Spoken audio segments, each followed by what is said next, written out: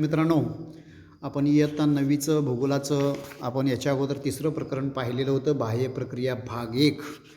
या प्रकरणामध्ये आपण अपक्षरण म्हणजेच अपक्षय म्हणजे काय याविषयी माहिती मिळवलेला होता. अपक्षरण किंवा विदारण हे आपण पाहिलेलं होतं. म्हणजे याच्यामध्ये मग अपक्षरणाचे प्रकार किंवा विदारणाचे 3 प्रमुख प्रकार आपण पाहिलेला होतात.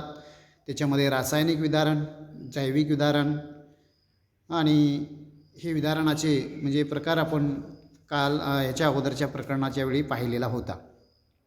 म्हणजे ज्याच्यामध्ये कायिक अपक्षय, रासायनिक अपक्षय आणि जैविक अपक्षय, यालाच कायिक विदारण, रासायनिक विदारण आणि जैविक विदारण असं म्हटलं जातं. या विदारणाचे प्रकार आपण पाहिलेला होता.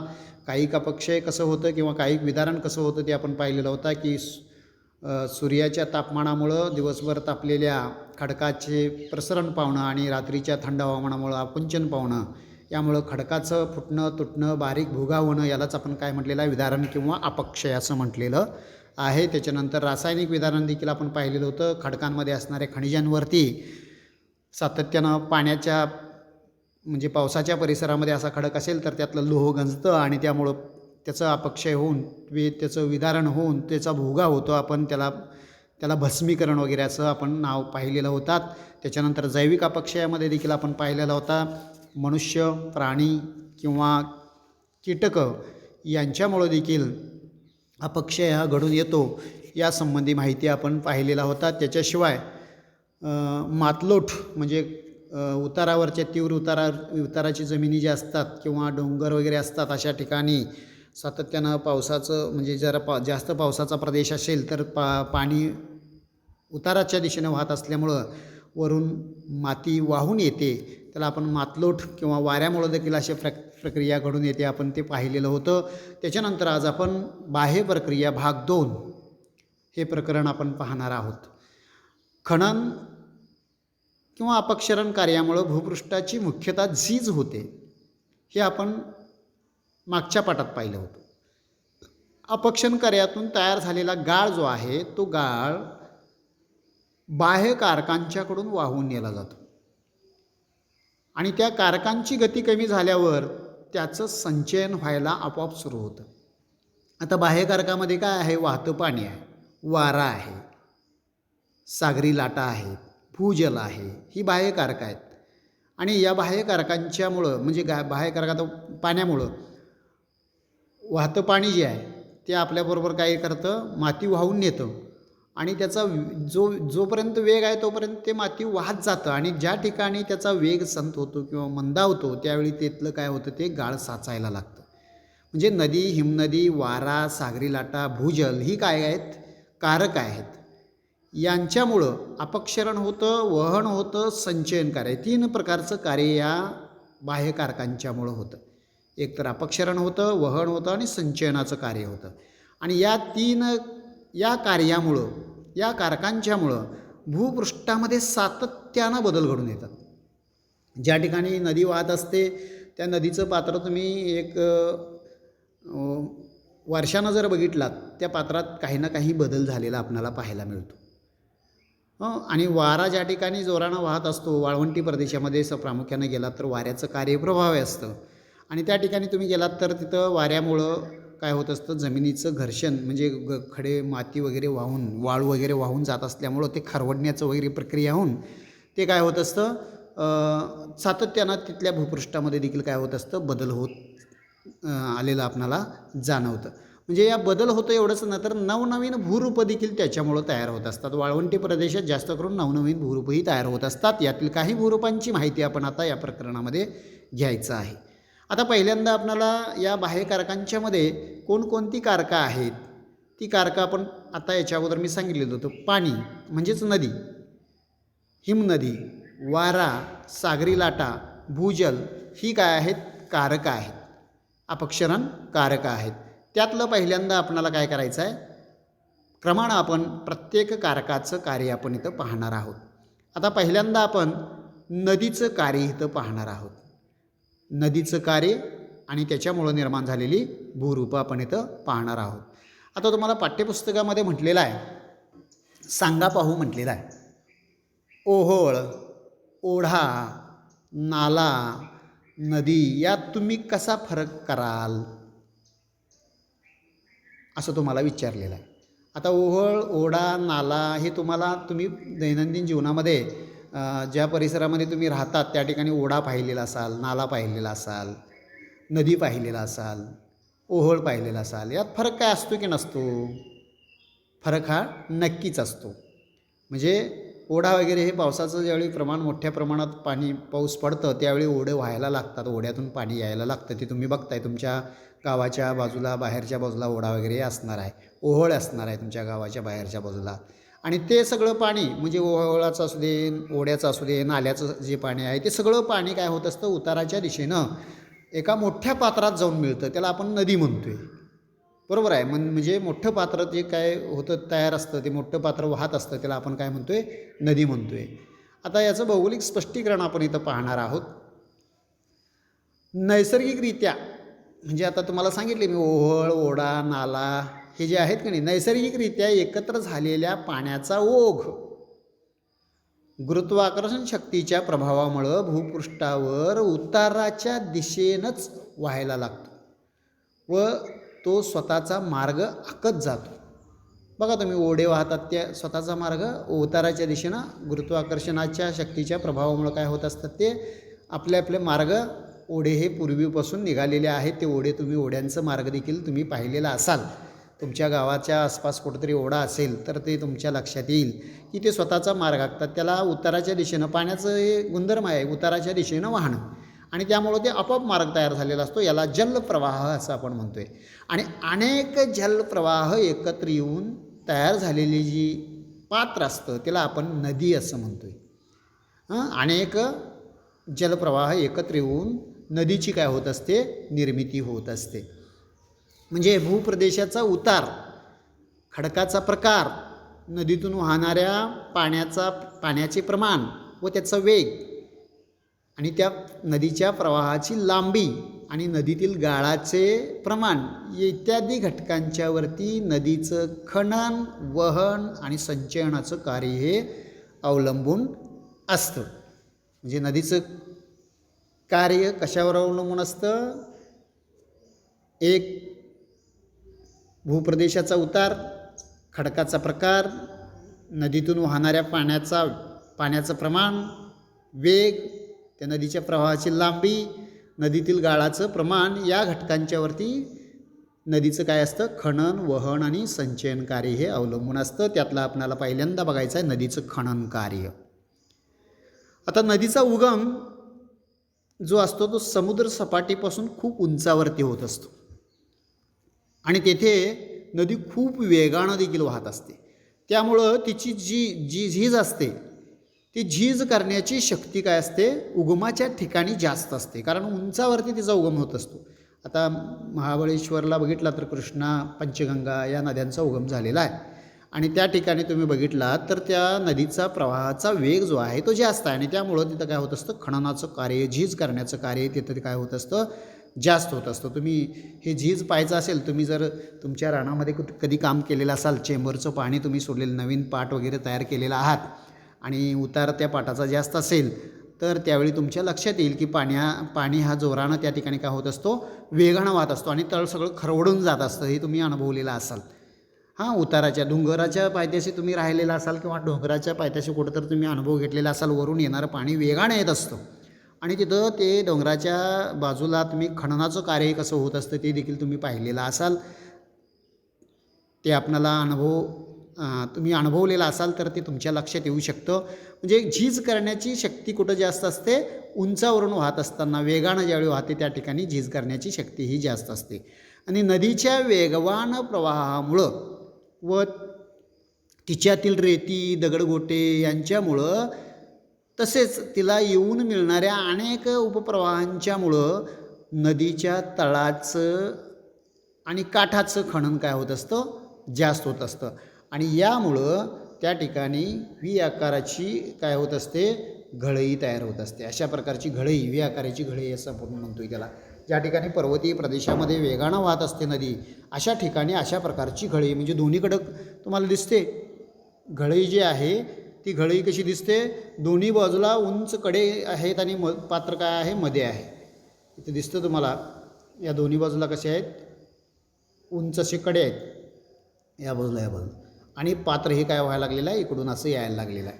म्हणजे अशा पद्धतीनं, म्हणजे ज्या ठिकाणी नदीचा उगम असतो अशा ठिकाणी तिचा प्रवाहाचा वेग जास्त असल्यामुळं तिथं काय होतं, खनन कार्य जास्त होतं पर्वतीय प्रदेशामध्ये, आणि त्यामुळं नदीच्या त्याला अनेक प्रवाह येऊन मिळाल्यामुळे त्याच्यामध्ये काय होतं, त्याचा वेग आणखीन वाढतो, आणि त्यामुळं तिच्या तळाचं आणि काठाचं खनन काय होतं, जास्त होतं, आणि यामुळं अशा प्रकारची गळी म्हणजे व्ही आकाराची गळी जी आहे ती तयार होत असते, आणि त्यामध्ये अनेक धबधबे वगैरे तयार होत असतात. या भूरूपांची देखील निर्मिती त्या ठिकाणी होत असते. आता धबधब्यांची निर्मिती कशी होत असते, तुम्हाला जर पाहायचं असेल तर असं जर नदी वाहत चाललेली आहे आणि या नदीच्या पात्रामध्ये काय आहे, समजा कठीण खडकाचा भाग, इकडचा हा भाग कठीण खडकाचा आहे, काय आहे, कठीण खडकाचा आहे, आणि इकडं मृदू खडकाचा आहे, इथं काय आहे, मृदू खडक. आता हे काय होत असतं, वेगानं वाहणाऱ्या पाण्यामुळं हे सगळं पाक खरवडून जातं, असं सगळं काय होतं, हे झीज होऊन जातं, आणि कालांतरानं काय होतं, हा भाग जो आहे असा वरून पाणी पडायला लागतं आणि असं हे पाणी व्हायला लागतं, म्हणजे जेणेकरून हे सगळा भाग काय होतो, निघून जातो. कसा प्रवाह तयार होतो बघा, नंतरच्या काळात ते धबधबा कसा तयार होतो बघा, या पद्धतीनं कठीण खडकाचा भाग इथंपर्यंत होता, तो झिजलेला भाग इथलं मृदू खडकाचा निघून गेला आणि वरून पाणी काय होतं, असं पडायला लागतं, आणि वरून हे पाणी पडून इथं धबधबा असा तयार व्हायला लागतो. आणि अशा पद्धतीनं या कठीण खडकाच्या परिसरामध्ये अशा प्रकारचे धबधबे देखील काय होत असतात, त्याच्या ठिकाणी तयार होत असतात. व्ही आकाराची घळई आणि धबधबे वगैरे तयार होत असतात.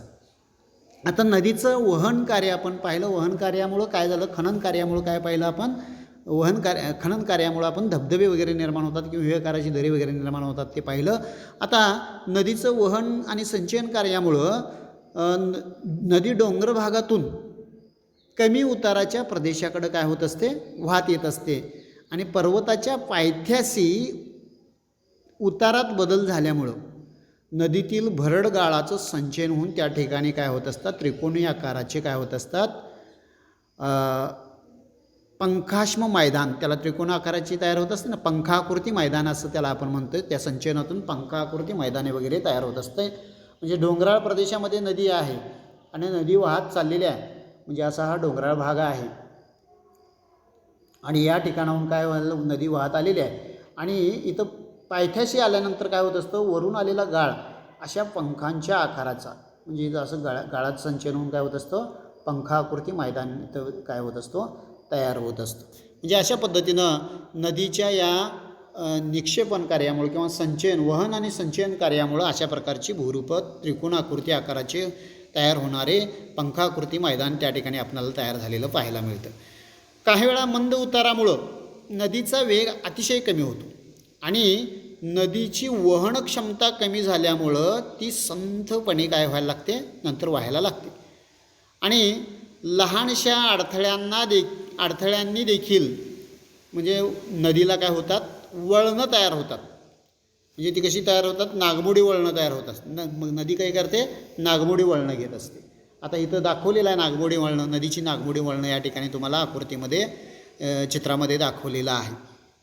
आता हे प्रवाह जे आहेत, नदीचा प्रवाह पुढं जात असतो तसंच नागमोडी वळणानं, आणि नदी समुद्राजवळ पोचेपर्यंत तिचं पात्र काय होतं, खूप रुंदावत जातं, आणि तिचा वेग देखील म्हणजे काय असतो, खूपच कमी असतो.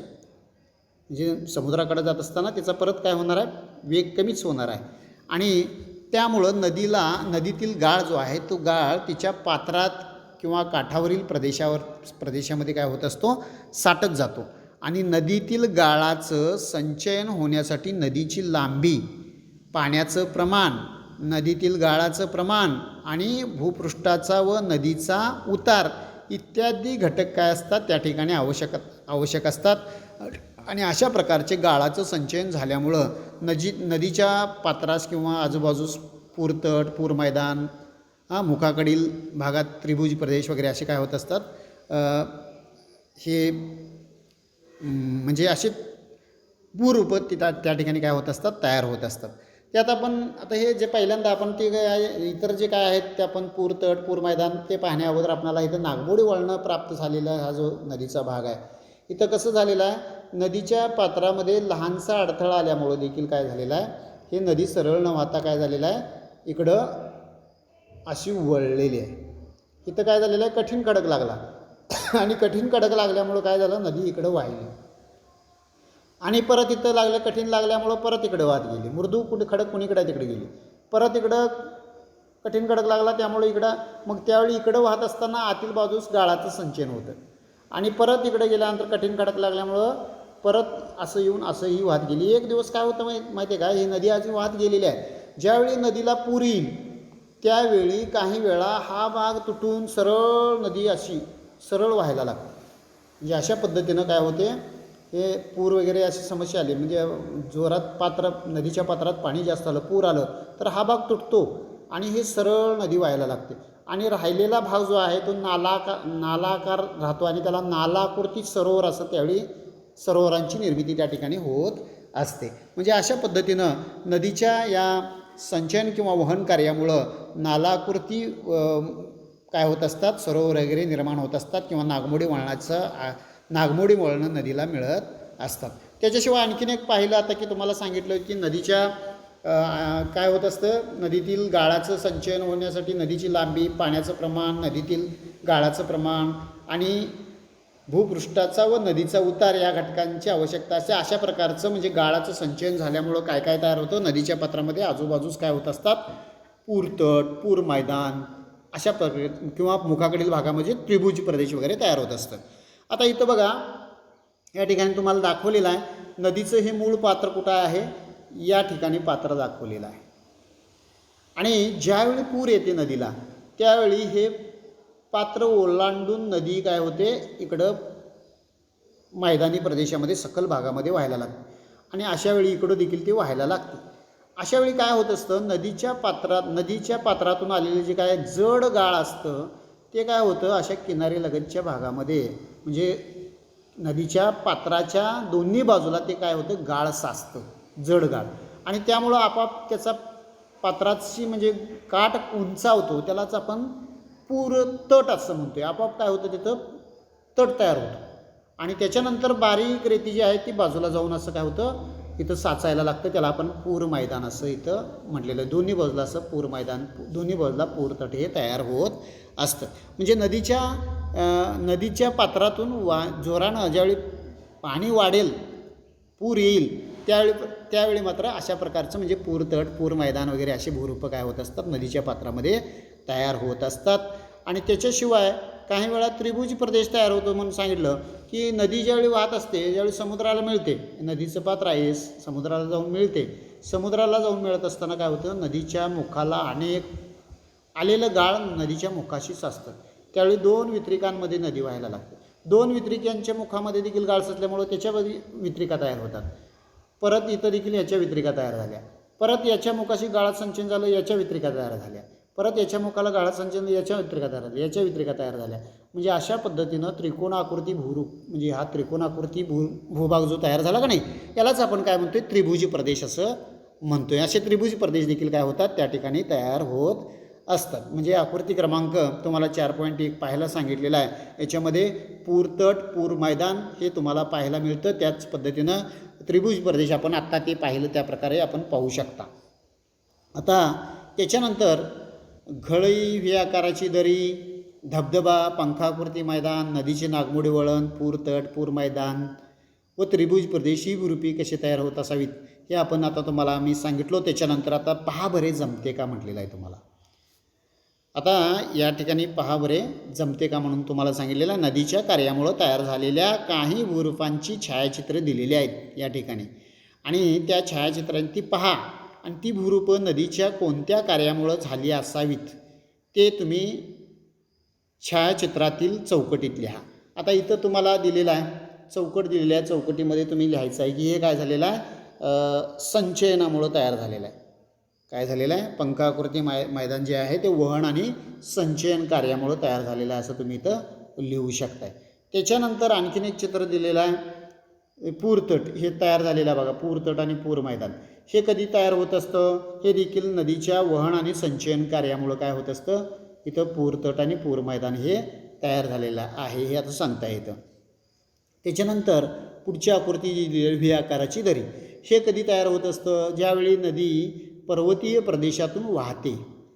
पर्वतीय प्रदेशातून नदी ज्यावेळी वाहत येत असते त्यावेळी काय होत असतं, दोन्हीकडं म्हणजे पात्र खोल आहे, मध्ये काय आहे हे पात्र दाखवलेलं आहे, हा काय आहे पात्र दाखवलेलं आहे, आणि दोन्ही बाजूनं काय झालेलं आहे असे उतार आहे, हे म्हणजे व्ही आकाराची दरी याच्यामुळं काय झालेलं आहे तयार झालेलं आपणाला इथं पाहायला मिळतं. म्हणजे नदीच्या हे खनन कार्यामुळं, हे जास्त करून कशामुळं तयार होतं, खनन कार्यामुळं. आता दोन पाहिली, पंकाकृती मैदान किंवा ते नैसर्गिक पूरतट, ते कशामुळं पाहिलं आपण, नदीचं वहन आणि संचयन कार्यामुळं.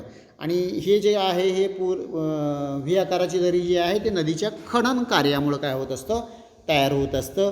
ते अशा पद्धतीनं तयार झालेलं इथं चित्र तुम्हाला इथं पाहता येतं. किंवा नदी ज्यावेळी पर्वतीय प्रदेशात उगम पावते त्यावेळी वेग नदीचा जास्त असतो आणि तिथं तळाकडील, नदीच्या तळाकडील भागाचं खनन जास्त होऊन दोन्ही बाजूला तीव्र उताराचे भाग राहतात आणि काठाच्या खननापेक्षा तळाचं खनन जास्त झाल्यामुळं व्ही आकार त्याला कसा प्राप्त होत असतो, व्ही आकार प्राप्त होत असतो, हे आपण इथं पाहिलं.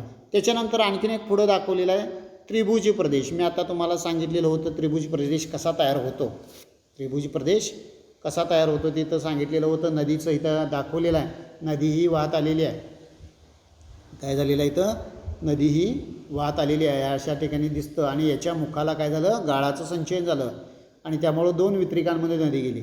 2 वितरिकांचं परत काय झालं, ती परत त्या वितरिकांना गाळाचं मुखाचे संचयन झालं, परत असं संचयन झालं आणि अशा पद्धतीने हे काय झालेलं आहे, त्रिभुज प्रदेशाची ही निर्मिती होत असते. याला तुम्ही चौकटीमध्ये तुम्हाला लिहायला सांगितलेलं आहे, हे कशामुळं तयार झालेलं आहे हे तुम्हाला लिहायला सांगितलं, चौकट दिलेलं आहे. हे देखील कशामुळं होतं, नदीच्या संचयन कार्यामुळंच काय होत असतं, त्रिभुज प्रदेश हा निर्माण होत असतो. म्हणजे अशा पद्धतीनं हे नदीच्या खनन कार्यामुळं, नदीच्या वहन आणि संचयन कार्यामुळं निर्माण होणारी आपण भूरूप इथं पाहिलेला. त्रिभुज प्रदेश आपल्या भारतातलं जो पाहिलात, गंगा नदीचा त्रिभुज प्रदेश जो आहे तो बांगलादेश, पश्चिम बंगाल जो आहे त्या पश्चिम बंगालच्या भागामध्ये नदी जाऊन काय झालेलं आहे, बंगालच्या उपसागराला मिळालेले आहे आणि त्या ठिकाणी मिळालेल्या ठिकाणी मोठं त्रिभुज प्रदेश काय झालेलं आहे, तयार झालेलं आहे. आणि कर्नाटकातून कावेरी नदी एक वाहत गेलेली आहे, तिथं देखील काय झालेलं आहे, त्रिभुज प्रदेश तयार झालेला आहे. म्हणजे अशा पद्धतीनं त्रिभुज प्रदेश हे काय गाळाच्या संचयनामुळे काय होत असतात, निर्माण होत असतात. समुद्रात ज्यावेळी नदी जाऊन मिळते त्याच्या मुखाशी मोठ्या प्रमाणात गाळाचं संचयन होऊन काय होत असतं, त्रिभुज प्रदेश तयार होत असतो. त्याच्यानंतर तुम्हाला विचारलेलं आहे, जरा विचार करा, कोकणच्या किनारपट्टीवर अनेक खाड्या आहेत पण त्रिभुज प्रदेश नाही, असे का? आता कोकणचं किनारपट्टी म्हटल्यानंतर तिथं काय आहे, सह्याद्री पर्वताचा भाग आहे आणि सह्याद्री पर्वताचा उतार कसा आहे, पश्चिमेकडं उतार तीव्र आहे.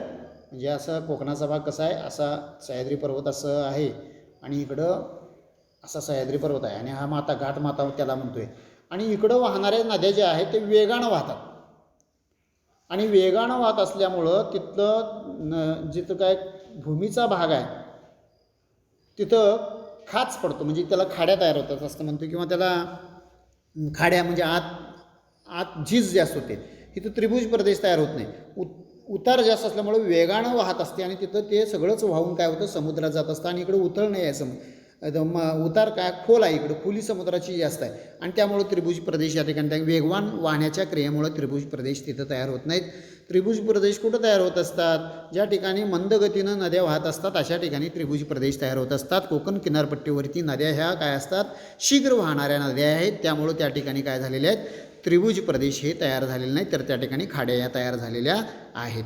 आता शोधा पाहू म्हटलेला आहे, नागमोडी नदीच्या नागमोडी वळणाजवळ एखादे सरोवर असते का, त्याची माहिती द्या.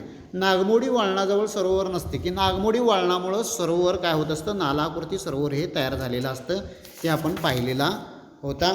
त्याच्यानंतर आपण पुढचा जो भाग आहे प्रकरणाचा, याच्यामध्ये आपण काय काय पाहिलं, फक्त नदीचं कार्य आपण पाहिलं. नदीचं कार्य, याच्यामध्ये नदीचं कार्य आणि नदीच्या कार्यामुळे निर्माण झालेली भूरूप आपण याच्यामध्ये पाहिलात. त्याच्यामुळं नदी कशाला म्हणायचं ते पाहिलं आणि याच्यामध्ये नदीचं खनन कार्य पाहिलं. खनन कार्यामुळं काय कोणती भूरूपं तयार होत असतात, त्याच्यामध्ये व्ही आकाराची दरी आहे, घळई आहे, त्याच्यानंतर परत धबधबे वगैरे आपण ते पाहिलं. त्याच्यानंतर आपण पाहिलं नदीच्या खनन आणि संचयन कार्यामुळं निर्माण होणारी भूरूपं, त्याच्यामध्ये पंखाकृती मैदान पाहिलं. त्याच्यानंतर आपण काय पाहिलं, नैसर्गिक पूरतट, पूर मैदान, त्याच्यानंतर त्रिभुज प्रदेश वगैरे तयार होतात हे आपण पाहिलं. याच्यानंतर आपण हिमनदीचं कार्य आपण पाहणार आहोत. हिमनदीचं कार्य आपण पुढच्या तासिकेला पाहायचं आहे. आता इथं आपण थांबूया. धन्यवाद.